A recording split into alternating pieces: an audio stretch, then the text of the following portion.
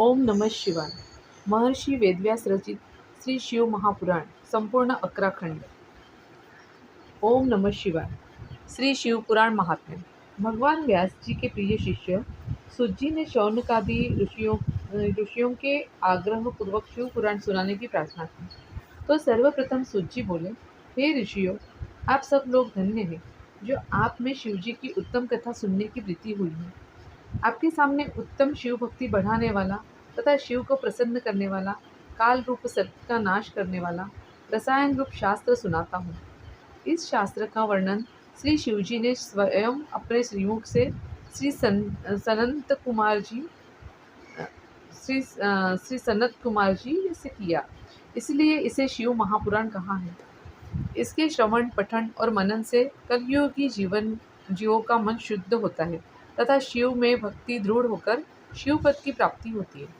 हे महर्षियों, सर्व प्रकार के दान एवं यज्ञों के करने से जिस फल की प्राप्ति होती है, वह फल शिव पुराण के श्रोता को अनायास ही मिल जाता है। इस ग्रंथ की 7 संहिताएं हैं और इसमें कुल 24,000 श्लोक हैं। संहिताएं इस प्रकार है: विद्येश्वर संहिता, रुद्र संहिता, शतरुद्री संहिता, कोटि रुद्री, उमा संहिता, कैलाश संहिता तथा 7वीं वायु संहिता वाला यह शिवपुराण महान तथा दिव्य है, सर्वोपरि ब्रह्मतुल्य है तथा शुभ गति देने वाला है। आत्मवेत्ता पुरुष को इस पुराण का सदा सेवन करना चाहिए। पापी देवराज की मुक्ति की कथा। सुत जी बोले, हे श्रेष्ठ ऋषियों, जो दुराचारी, पापी, कामी एवं दुष्टजन हो, वे भी इस कथा के द्वारा शुद्ध हो जाते हैं। लालची, मिथ्याभाषी, माता पिता को दुख देने वाले, दंभी, पाखंडी, हिंसक, पतित, द्वेषी, क्रूरात्मा, निर्दयी पुरुष भी इस कलियुग में इस द्वारा पवित्र हो जाते हैं। इस प्रसंग में एक प्राचीन इतिहास आपको सुनाता हूँ, जिसके श्रवण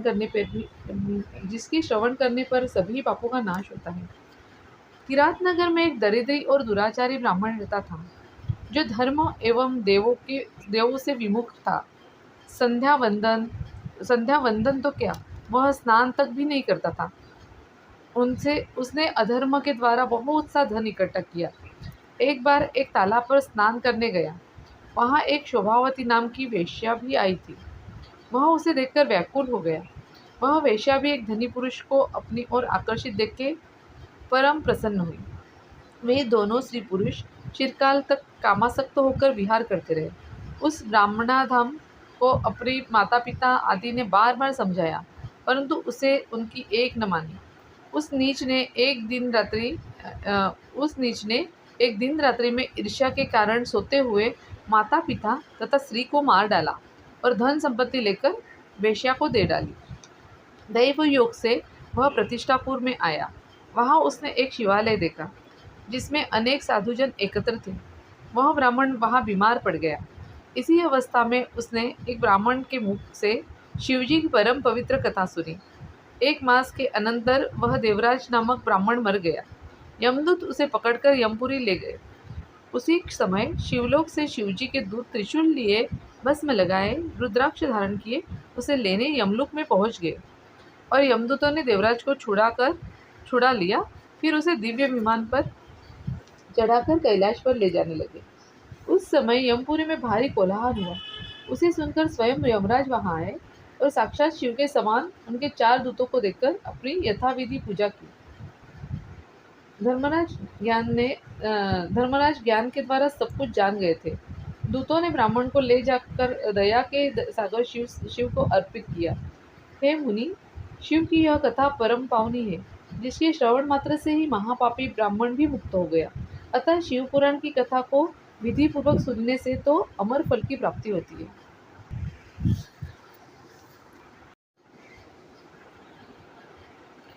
चंचुला की कथा। समुद्र के तट पर स्थित देशों के अंतर्गत वाशकल्य नामक एक ग्राम के निवासी स्त्री पुरुष दुष्ट प्रकृति और पाप बुद्धि के थे।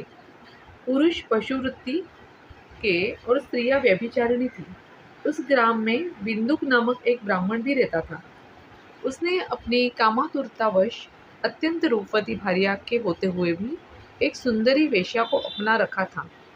वेश्या में आसक्त वह ब्राह्मण अपनी पत्नी से धीरे धीरे विमुख होता गया। कुछ समय तक तो ब्राह्मण की पत्नी चंचुला काम के वेग को सहन करती रही, परंतु उस युवती के लिए सदा के लिए ही अपने इंद्रियों पर नियंत्रण रखना संभव न हुआ। फलतः वह एक जार से रति करने लगी। एक रात्रि बिंदुक ने अपनी पत्नी को परपुरुष के साथ रमण करते हुए देखा तो वह क्रोध से विक्षिप्त हो उठा। जार पुरुष तो वहां से भाग गया और अब बिंदुक अपना सारा क्रोध अपनी पत्नी पर उतारने लगा तथा मुक्कों से उसकी पिटाई करने लगा। चंचुला ने अपने पति से विनयपूर्वक कहा कि जब आप मुझ जैसी पतिव्रता और रूपवती युवती को छोड़कर वेश्यागमन करते हो तो मैं कितनी दुखी होती हूँ। इसका आप अनुमान लगाइए कि भला मैं किस प्रकार सुदीर्घ काल से काल के लिए काम पीड़ा को सहन कर सकती हूँ। यह सब आप सोच समझ कर बताइए। पत्नी के वचनों को सुनकर दुर्बुद्धि बिंदुक बोला, प्रिय, तुम्हारा विश्लेषण सत्य है।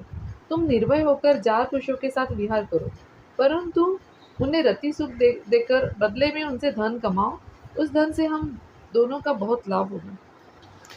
चंचुला ने पति की आज्ञा को स्वीकार कर लिया और फलतः दोनों कुकर्मी हो गए।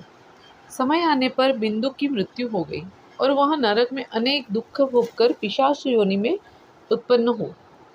चंचुला का यौवन भी परपुरुष का संग करते करते बीत गया। एक बार वह अचानक भ्रमण करते हुई गोकर्ण क्षेत्र में आई तो वहां उसने मंदिर में एक पंडित जी को कथा बाजते हुए देखा।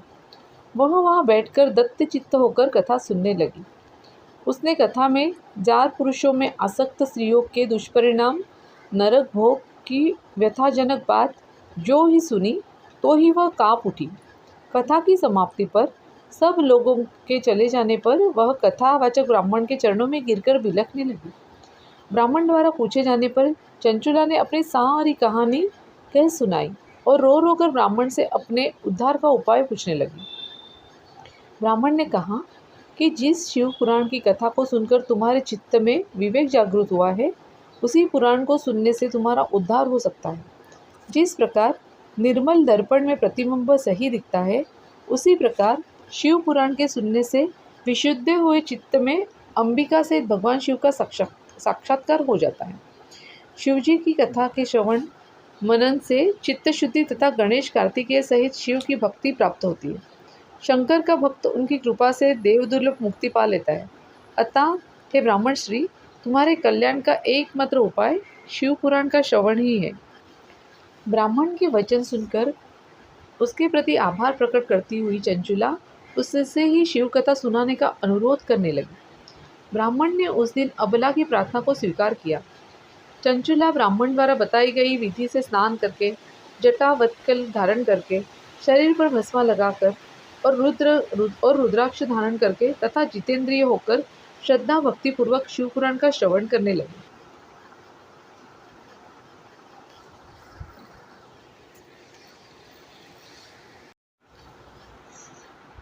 इसी प्रकार शिव के ध्यान में मग्न होकर ही चंचुला ने शरीर त्याग किया और शिवपुरी में पहुंचकर उमा सहित भगवान शंकर के साक्षात दर्शन किए। उसकी श्रद्धा भक्ति को देखते हुए पार्वती ने उसे नित्य के लिए अपना सामीप्य प्रदान किया। शौनक जी ने सूत जी से निवेदन किया कि वे चंचुला का और आगे का वृत्तांत सुनाने की कृपा करें। तब सूत जी ने कहा, हे मुनीश्वर, चंचुला ने अपनी निश्चल भक्ति से भगवती पार्वती का सानिध्य प्राप्त कर लिया। एक दिन उसने दया करुणा की स्रोतस्वनी भगवती पार्वती से अपने पति के संबंध में जिज्ञासा की तो भगवती ने उसे बताया कि बिंदुक नरक की अनेक यातनाएं भोगने के उपरांत इस समय पिशाच योनि में पड़ा हुआ है। पिशाच योनि में पड़ा हुआ कष्टमय जीवन बिता रहा है। यह सुनकर चंचुला खिन्न और उद्विग्न हो उठी। वह भगवती की अनेक प्रकार से स्तुति वंदना करके उसने अपने पति के उद्धार की याचना करने लगी। अपने भक्तों को कृत्य करने वाली माता पार्वती ने तुम्बुर गंधर्व को बुलाकर उसे विंध्याचल पर पर्वत पर जाकर वहाँ पिशाच योनि में पड़े हुए बिंदुक को शिव पुराण सुनाने और उससे उसका उद्धार करने का आदेश दिया। माता की आज्ञा को शिरोधार्थ करते हुए तुम्बरू विंध्याचल चला गया और वहाँ उस पिशाच को बलपूर्वक बिठाकर कथा सुनाने लगा। शिव कथा के आयोजन को सुनकर देवता लोग भी वहाँ पहुँच गए। इससे श्रोताओं का वहाँ एक सुंदर समाज जुट गया। तुम्बरू ने शिव कथा सुनाकर जहाँ अन्य सभी उपस्थित सज्जन कृतकृत्य हो गए, वही बिंदुक निष्पाप होकर पिशाच योनि से मुक्त हो गया। बिंदुक अब निरंतर शिवजी का गुणगान करने लगा। भगवान शंकर ने उसकी अचल प्रीति को देखकर उसे अपना गण बना लिया। सुजी बोले, हे शौनक महाराज, इस प्रकार इस शिव पुराण की कथा बड़े से बड़े पापियों का उद्धार करके उन्हें सद्गति प्रदान करने वाली है। अब मैं आपको इस पुराण को सुनने की विधि बताता हूँ, क्योंकि विधि पूर्वक संपन्न कार्य अतुल सिद्धिदाता होता है। शिव पुराण के सुनने की विधि। शिव पुराण के निर्विघ्न श्रवण के लिए ब्राह्मण को शुभ मुहूर्त निकलवाना चाहिए। देश देशांतर स्थित अपने बांधवों को अपने शुभ निश्चय की सूचना देते हुए उन्हें निमंत्रित करना चाहिए। अपने नगर के इष्ट मित्रों तथा बंधु बांधवों को भी श्रद्धापूर्वक निमंत्रण देना चाहिए और आए हुए सज्जनों का यथोचित स्वागत करना चाहिए। शिवालय, तीर्थ अथवा घर में ही कथा की सारी व्यवस्था करनी चाहिए। कथा स्थल की भूमि का संशोधन कराकर उसे चित्रों से सुसज्जित करना चाहिए। केला, चंदोवा आदि से सुसज्जित एक सुंदर मंडप बनाना चाहिए और उसके चारों ओर ध्वजा पताकाएं लगानी चाहिए। वक्ता के लिए उपयुक्त स्थान और सुखद आसन की व्यवस्था करनी चाहिए। वक्ता को पूर्वाभिमुख और श्रोता को उत्तराभिमुख होकर बैठना चाहिए। कथावाचक के प्रति उसके आयु, सामाजिक स्थिति और शारीरिक अवस्था के भेदभाव को छोड़कर आदर भाव रखना चाहिए तथा उसे सदैव श्रद्धापूर्वक प्रणाम भी करना चाहिए। पुराणज्ञ, शुद्ध बुद्ध तथा शांत चित्त ब्राह्मण को अपने यजमान के हित साधन को ही अपना पुनीत कर्तव्य मानते हुए कथा के दिनों में संयम नियम का जीवन व्यतीत करना चाहिए। ब्राह्मण को प्रतिदिन सूर्योदय से 3:30 प्रहर तक कथा सुननी चाहिए। उसके उपरांत सभी उपस्थिति लोगों को मिलकर एक साथ भजन कीर्तन करना चाहिए। शिव पुराण के वक्ता के पास सहायतार्थ एक पुराणज्ञ ब्राह्मण भी रहना चाहिए। कथा में आने वाले विघ्नों के निवारणार्थ विधि पूर्वक गणेश पूजन करना चाहिए। यजमान का कथा अवधि में ब्रह्मचर्य तथा शुद्धाचार का पालन अत्यंत कठोरता पूर्वक करना चाहिए। कथावाचक ब्राह्मण को अपने यजमान को शिव पुराण में साक्षात महेश्वर की भावना कराते हुए उससे इस पवित्र ग्रंथ का पूजन करना चाहिए और उससे यह प्रार्थना करानी चाहिए कि भगवान शंकर उस पर प्रसन्न होकर उसको इस ग्रंथ के मर्म को समझाने की और निर्विघ्न श्रवण करने की क्षमता प्रदान करें। यजमान को ऐसे 5 ब्राह्मण पृथक से नियत करने चाहिए जो पंचाक्षर शिव मंत्र का निरंतर जाप करते रहे। यजमान का यह भी कर्तव्य है कि ग्रंथ समाप्ति पर वक्ता तथा ब्राह्मणों को अन्न, वस्त्र तथा दक्षिणादि से संपूर्णतः संतुष्ट करे।